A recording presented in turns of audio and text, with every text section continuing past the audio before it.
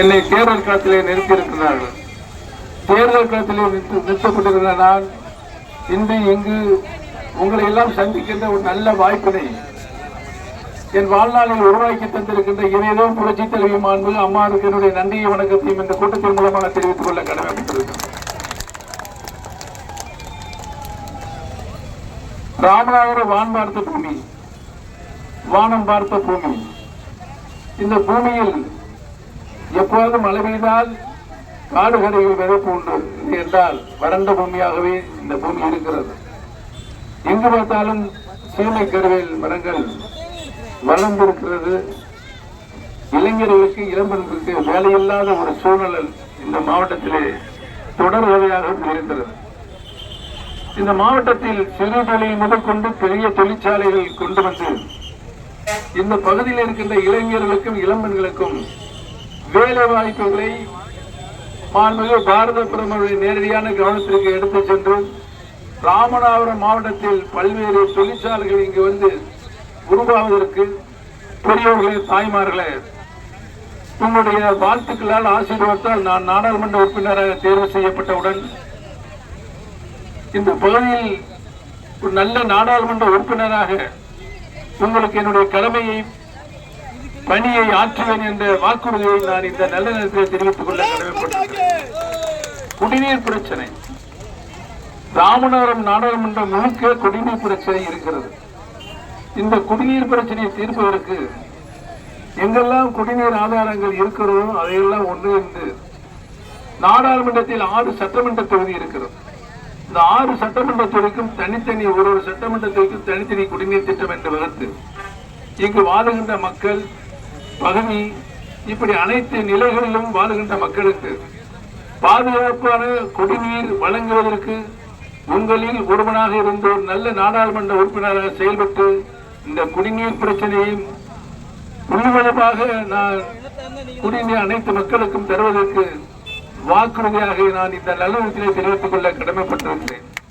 இந்த குடிநீர் பிரச்சனை முற்றிலுமாக நீக்கப்பட்டு அனைத்து மக்களுக்கும் பாதுகாப்பான குடிநீர் வழங்கப்படும் என்ற தகவலையும் நான் இங்கு உங்களுக்கு தெரிவித்துக் கொள்ள கடமைப்பட்டிருக்கிறேன். அதோடு மக்களுடைய அடிப்படை பிரச்சனைகள், சாலை வசதிகள், கழிவுநீர் கால்வாய் வசதிகள், பொருவிளக்குகள், முக்கிய சந்திப்புகளில் உயர் மின் விளக்குகள், தடையில்லாத மின்சாரம் தருதல், தேவையான இடங்களில் சமுதாய கூடங்கள் நிறுவுதல், மகளிருக்கான சுகாதார வளாகங்கள் உருவாக்குதல், இப்படி மக்களுடைய அடிப்படை தேவைகளை பூர்த்தி செய்வதில் ஒரு நல்ல நாடாளுமன்ற உறுப்பினராக நான் செயல்படுவேன் என்பதை இந்த நல்ல நேரத்தை தெரிவித்துக் கொண்டு, பெரியவர்களே, தாய்மார்களே, நான் சுயேட்சை வேட்பாளராகத்தான் வேட்புமனு தாக்கல் செய்தேன். சுயேட்சை வேட்பாளராக நான் இந்த தேர்தலில் போட்டியிடுகின்ற சூது எப்படி யாரால் நிகழ்த்தப்பட்டது என்ற உண்மை உங்களுக்கு நன்றாக தெரியும். சுயேட்சை வேட்பாளர்கள் சுயேட்சை சின்னங்கள் ஏதாவது 3 சின்னங்களை குறிப்பிட்டு சொல்ல வேண்டும். அந்த 3 சின்னங்கள் கமிஷன் தேர்தல் அதிகாரி ஒரு சின்னத்தை நமக்கு ஒதுக்குவார். இப்ப என்னன்னா நிறைய பன்னீர்செல்வம் வந்துட்டாங்க. எத்தனை பன்னீர்செல்வம்? 5 பேர் மக்களை குழப்பணும்னு.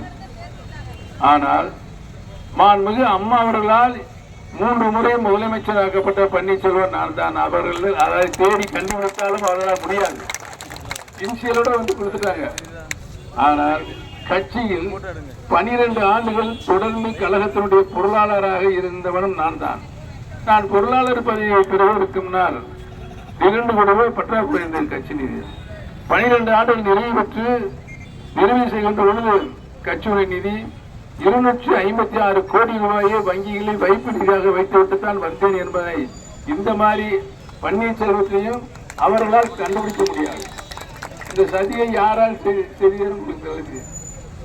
ஒரு சின்னத்தை 2 வேட்பாளர்கள் கேட்டால், அதற்கு மேற்பட்ட வேட்பாளர்கள் கேட்டால் குலுக்கு சீட்டு போடணும். அப்படித்தான் குலுக்கு சீட்டுக்கு நாள் வந்தது. பெரியவர்களே, தாய்மார்கள், நீங்க உங்களுடைய வாழ்த்துக்களால், உங்களுடைய ஆசீர்வாதத்தால் இறைவன் தந்த வரமாக சீட்டு குளிக்கப்படப்பட்டது. அதில்